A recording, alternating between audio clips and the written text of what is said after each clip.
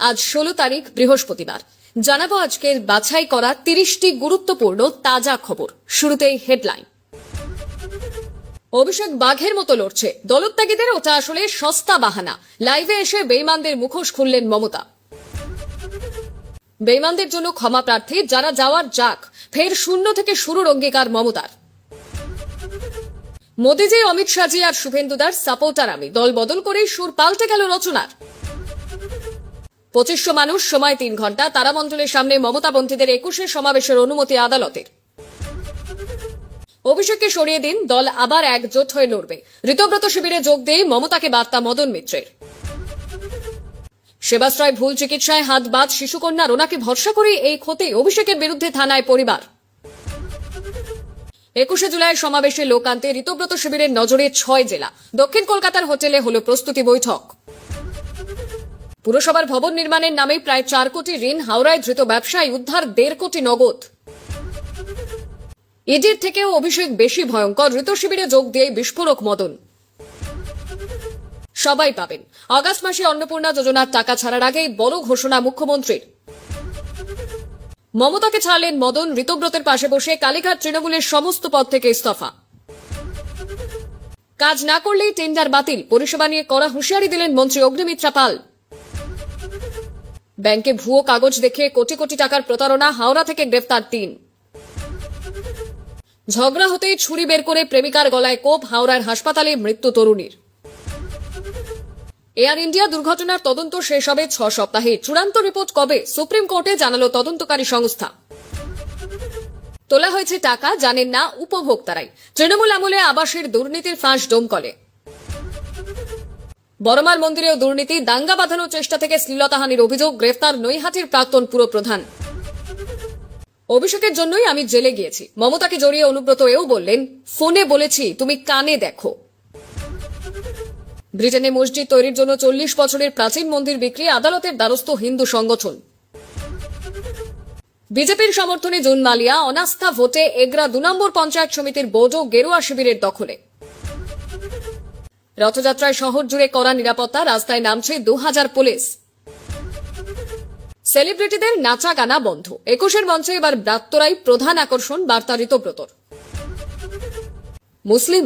হ্যাঁ, জবাব দিতেই ছুরির আঘাতে ভারতীয় যুবকের শরীর ফালাফালা করল মার্কিন হামলাকারী। বঙ্গে আরও রেশন কার্ড বাতিল হবে, বাদ পড়ার তালিকায় ঠিক কারা? মহিলার পরকীয়ার কথা স্বামীকে জানিয়ে দেওয়ায় খুন, প্রেমিককে ফাঁসির সাজা, চুচুড়া আদালতের। হরমুজ পেরিয়ে বাড়িতে জানিয়েছিল যুবক, তারপরেই সব শেষ। ইরানের হামলায় ফের মৃত্যু আরেক ভারতীয় নাবিকের। কয়লা পাচারে জিরো টলারেন্স, বাজেয়াপ্ত 1.9 টন, গ্রেফতার 3। ভারতে অবৈধ অনুপ্রবেশ, বৈধ নথি ছাড়া বসবাস, মহারাষ্ট্রের 2 বাংলাদেশি মহিলার কারাদণ্ড। সকালে নিখোঁজ, দুপুরে ভাই বোনের দেহ উদ্ধার পুকুরে, ক্যানিংয়ে মর্মান্তিক মৃত্যু বালক বালিকার। ঝটকা মাংসের দোকান খুললেই পাওয়া যাবে 10,000 টাকা, বিরাট ঘোষণা বীজপুরের বিধায়কের। পুজোর লাইনেই অঞ্জলি সারতে হবে ভক্তদের, তারাপীঠ মন্দিরের নিয়মে আর কি বদল হলো? কে জেলে যাচ্ছে, কে হাজিরা দিচ্ছে, কে খাটের তলায় লুকিয়ে পড়ছে, বিধাননগর আদালতে অভিষেকের হাজিরা। কি বলছেন শ্রমিক ভট্টাচার্য? ফের মহাকাশে উজ্জ্বল ভারতের নাম, মহাশূন্যে পাড়ি দিলেন নাসার ভারতীয় বংশোদ্ভূত নভশ্চর অনিল, থাকবেন 8 মাস। প্রয়োজনে রিকশায় দাঁড়িয়েই লড়ব, ভাঙনের মাঝে ঘুরে দাঁড়ানোর কড়া হুঙ্কার মমতার। রাতের তিলোত্তমায় বড় চমক, এবার কলকাতায় সারা রাত চলবে বাস, বিরাট ঘোষণা পরিবহন মন্ত্রীর। কোন রুটে, কোথায়, কতক্ষণ? ট্রেনে হাত টান, 4 বছরে উধাও 1.27 কোটি চাদর থেকে কম্বল, রেলের ক্ষতি 100 কোটির বেশি। অবৈধ নিয়োগে সুপ্রিম কোর্টের বড় জয় নবান্নের, 900 মাদ্রাসা কর্মীর চাকরি নিয়ে বড় সিদ্ধান্ত আদালতের। আয়ুষ্মান কার্ড নিয়ে বড় সুখবর, এক ধাক্কায় দ্বিগুণ হয়ে 10 লক্ষ হতে পারে স্বাস্থ্য বীমা। লড়কি বাহিন প্রকল্পে বড় ধাক্কা, বাদ 92 লক্ষ উপভোক্তার নাম, তালিকায় 29,000 পুরুষ।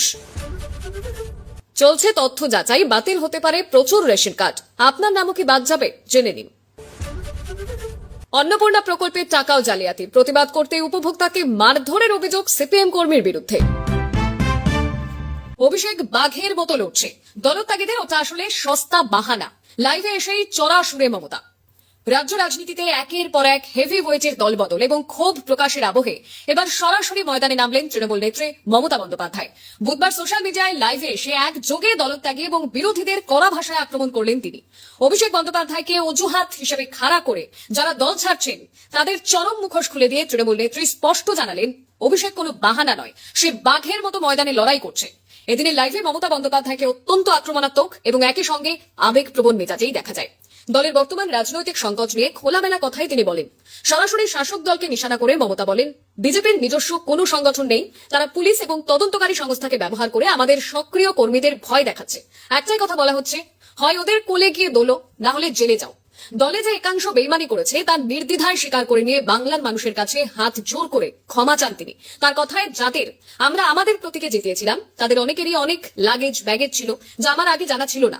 আজ যারা এজেন্সির ভয়ে বিজেপির ওয়াশিং মেশিনে গিয়ে সাধু সাজছেন তাদের চলে যেতে দিন। বুথ, ব্লক এবং জেলার যে কর্মীরা দলের জন্য রক্ত দিয়েছেন তারাই আমার আসল সোনার খনি। সাম্প্রতিককালে অভিষেক বন্দ্যোপাধ্যায়কে নিশানা করে দলের ভেতর এবং বাইরে তৈরি হওয়া বিতর্কেরও এদিন জবাব দিয়েছেন দলনেত্রী।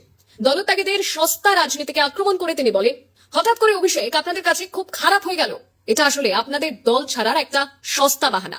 মনে রাখবেন, ওর স্ত্রী যখন 1.5 বছরের শিশুকে কোলে নিয়ে সিবিআই দপ্তরে হাজিরা দিতে গিয়েছিলেন তখন আপনাদের এই নৈতিকতা কোথায় ছিল?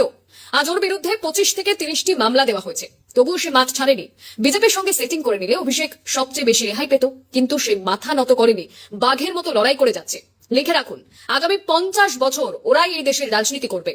রাজনৈতিক জীবনের চড়াই উতরাইয়ের স্মৃতি স্মরণ করে মমতা মনে করিয়ে দেন, লড়াই তার রক্তে। 1997 সালে যখন নতুন দল গড়েছিলেন তখন তার পাশে মাত্র একজন সাংসদ ছিলেন। 2004 সাল তিনি সংসদে সম্পূর্ণ একা হয়ে গিয়েছিলেন, কিন্তু প্রতিবারই তিনি ফিনিক্স পাখির মতো ঘুরে দাঁড়িয়েছেন। শূন্য থেকে শুরু করার ক্ষমতা তার আজও আছে। পরিশেষে আগামী 21শে জুলাইয়ের শহীদ সমাবেশকে সর্বাত্মকভাবে সফল করার ডাক দিয়ে তিনি বলেন, কে চলে গেল তাতে দলের কিচ্ছু যায় আসে না। আমার সঙ্গে লক্ষ লক্ষ মানুষের আশীর্বাদ এবং কর্মীদের সততা আছে। যতক্ষণ লড়াই শেষ না হচ্ছে আমার কণ্ঠ কেউ রোধ করতে পারবে না। অভিষেকের জন্যই জেলে গিয়েছে বিস্ফোরক অনুব্রত। রাজ্য রাজনীতিতে বুধবার যেন এক মহা রাজনৈতিক ভূমিকম্পের দিন। একদিকে যখন কামারহাটির বিধায়ক মদন মিত্রের শিবির বদল নিয়ে তোলপাড় চলছে বিধানসভা থেকে কালীঘাট, ঠিক সেই আবহে এবার চূড়ান্ত বিস্ফোরক মন্তব্য করে বসলেন তৃণমূল নেতা অনুব্রত মণ্ডল। সরাসরি তৃণমূলের সর্বভারতীয় সাধারণ সম্পাদক অভিষেক বন্দ্যোপাধ্যায়ের বিরুদ্ধে তীব্র ক্ষোভ উগরে দিলেন তিনি। অনুব্রতের সাফ দাবি, অভিষেকের কারণেই তাকে জেলে যেতে হয়েছিল এবং এই অভিষেকের জন্যই রাজনৈতিকভাবে শেষ হয়ে গেলেন মমতা বন্দ্যোপাধ্যায়। ইতিমধ্যে মমতার হাত ছেড়ে ঋতব্রত তৃণমূলে যোগ দিয়েছেন অনুব্রত মণ্ডল। দল যে বিধানসভা নির্বাচনে বিপর্যয়মুখী এবং তৃণমূল যে জিতবে না তা তিনি অনেক আগেই আন্দাজ করেছিলেন বলে জানান। এদিন দলবদল এবং মমতা বন্দ্যোপাধ্যায়ের সংস্রব ত্যাগ করা নিয়ে সাংবাদিকদের প্রশ্নের মুখোমুখি হতে মেজাজ হারান কেষ্ট। অত্যন্ত ক্ষুব্ধ গলায় তিনি বলেন, আমি জেলে গেলাম কেন, কার জন্য গেলাম? অভিষেক বন্দ্যোপাধ্যায়। কালীঘাট তৃণমূলের অন্তরেই কান পাতলে শোনা যাচ্ছিল পুরনো ইটভাটার মামলার জেরে আইনি জটিলতা থেকে বাঁচতেই নাকি শিবির বদল করেছেন অনুব্রত। তবে এই জল্পনাকে ফু দিয়ে উড়িয়ে দিয়েছেন বীরভূমের এই দাপুটে নেতা। তিনি বলেন, ওসব বাজে কথা, আমি ওসব মামলা মোকদ্দমাকে ভয় পাই না। জানো না নাকি কিছু, জেগে ঘুমাচ্ছ? অনুব্রত এদিন আরো একটি বড় তথ্য ফাঁস করেছেন। তিনি দাবি করেন, বিধানসভা নির্বাচনে তৃণমূলের শোচনীয় হারের পর খোদ মমতা বন্দ্যোপাধ্যায় তাকে ফোন করেছিলেন। অনুব্রতের ভাষায়, নির্বাচনে হারার পর দিদি আমাকে 4 বার ফোন করেছিলেন। আমি সরাসরি তাকে বলে দিয়েছিলাম, চোখে দেখো না, কানে দেখো তুমি। তৃণমূলের বর্তমানে ছন্ন ছাড়া পরিস্থিতি এবং মদন মিত্রের মতো পুরনো হেভি ওয়েটদের শিবির বদলের পেছনেও অনুব্রত সম্পূর্ণভাবে অভিষেককেই কাজ করায় তুলছেন। অভিষেক বন্দ্যোপাধ্যায়ের জন্যই কি মমতা বন্দ্যোপাধ্যায় শেষ হয়ে গেলেন? জবাবে কোন রকম রাগঢাক না করে অনুব্রত মণ্ডল বলেন, অভিষেকের জন্যই শেষ হলো। হ্যাঁ, একদম ওর জন্যই। লিখে রাখুন, আগামী দিনে এই দলে আর কেউ থাকবে না। অনুব্রতের এই মন্তব্যের পরে রাজনৈতিক মহলের ধারণা, তৃণমূলের অন্তরের ফাটল এখন আর সে ফাটল নয়, তা এক মহা সংকটের রূপ নিয়েছে। পুরসভার ভবন নির্মাণের নামে প্রায় 4 কোটি ঋণ, হাওড়ায় ধৃত ব্যবসায়ী, উদ্ধার 1.5 কোটি নগদ। পুরসভার ভবন নির্মাণের নামে ব্যাংক থেকে প্রায় 4 কোটি টাকা ঋণ নিয়ে প্রতারণার অভিযোগ উঠল হাওড়ার এক ব্যবসায়ীর বিরুদ্ধে। তার 2 সহযোগী এবং তাকে মঙ্গলবার রাতে গ্রেফতার করে পুলিশ। বুধবার ব্যাংশাল আদালতে তাদের পুলিশি হেফাজতের নির্দেশ দিয়েছে। অভিযোগ, ভুয়ো নথি এবং নকশা দেখিয়ে তারা ব্যাংক থেকে 3 কোটি 90 লক্ষ টাকা ঋণ নিয়েছিলেন, কিন্তু সময় মতো তা পরিশোধ করেননি। ধৃতের নাম মানস রায়। কলকাতা পুলিশের গোয়েন্দা বিভাগের একটি দল হাওড়ায় অভিযান চালিয়ে তাকে এবং তার 2 সহযোগীকে গ্রেফতার করেছে। পুলিশ সূত্রে খবর, হাওড়ার শৈলেন মান্না সরণিতে কয়েকটি সংস্থা খুলে অপরাধমূলক ষড়যন্ত্র করছিলেন তারা। হাওড়া পুরসভার ভবন নির্মাণের কথা বলে ব্যাংক থেকে ঋণ আদায় করেন। গোপন সূত্রে খবর পেয়ে গোয়েন্দারা রাতে চ্যাটার্জিহাট থানা এলাকার নন্দলাল চ্যাটার্জি লেনের একটি ফ্ল্যাটে অভিযান চালান। সেখান থেকে নগদ 1 কোটি 55 লক্ষ টাকা উদ্ধার করা হয়। সেই সঙ্গে ধরা পড়েন অভিযুক্তরাও। অভিযোগ, রাজনৈতিক দলের সঙ্গে ঘনিষ্ঠতা বাড়িয়ে এলাকায় বেশ প্রভাবশালী হয়ে উঠেছিলেন মানুষ। বিভিন্ন সময় তিনি বিভিন্ন রাজনৈতিক দলের ছত্রছায়া থেকেছেন। রাজ্যে বিজেপি ক্ষমতায় আসার পরে গেরুয়া উত্তরীয় পরে নিয়েছিলেন মানুষ। একাধিক বিজেপি নেতার সঙ্গে তার ছবিও দেখা গিয়েছে। এ প্রসঙ্গে শিবপুরের বিধায়ক রুদ্রনীল ঘোষ বলেন, এ ধরনের লোকজনের বারবারন্ত তৃণমূলের অন্তরে। বিজেপি এসব বরদাস্তই করবে না, অপরাধ করলে শাস্তি হবে। বুধবারে ধৃতদের ব্যাংকশাল আদালতে হাজির করিয়েছিল পুলিশ। সে সময় তাদের লক্ষ্য করে ছোড়া হয় ডিম। আদালতে তদন্তের স্বার্থে 3 জনকে নিজেদের হেফাজতে নিয়ে জিজ্ঞাসাবাদের আবেদন জানায় পুলিশ। আবেদন মঞ্জুর করা হয়েছে। হালাল নয়, ঝটকা মাংসের দোকান খুললে মিলবে নগদ 10,000 টাকা, বড় ঘোষণা বিধায়কের। ঝটকা মাংসের দোকান খুললে মিলবে নগদ 10,000 টাকা পুরস্কার, এমনই অফার দিচ্ছেন বীজপুর বিধানসভার নতুন বিধায়ক সুদীপ্ত দাস। খাদ্যরসিক বাঙালির কথা মাথায় রেখেই এই উদ্যোগ বলে জানাচ্ছেন বিধায়ক। বীজপুর বিধানসভায় যত ঝটকা মাংসের দোকান হবে সমস্ত দোকানদারদেরকেই এই নগদ আর্থিক পুরস্কার দেওয়া হবে বলে এলাকায় দেওয়ালে পোস্টার দিয়ে জানাচ্ছেন বিধায়কের অনুগামীরা। অনেকেই আছেন যারা বাজার থেকে হালাল খাসির মাংস কিনতে দ্বিধাবোধ করেন। অনেক দোকানদার আড়াই প্যাচে যে খাসির মাংস কাটেন তাকে হালাল মাংস বলে, আর যে খাসি এক পোচে বা এক কোপে কাটা হয় তাকে ঝটকা মাংস বলে। বিধায়কের দাবি, মানুষের অস্বস্তি দূর করে মানুষ যাতে তৃপ্তি সহকারে মাংস খেতে পারেন, সেজন্যই ঝটকা মাংসের দোকানদারদের জন্য এই ঘোষণা।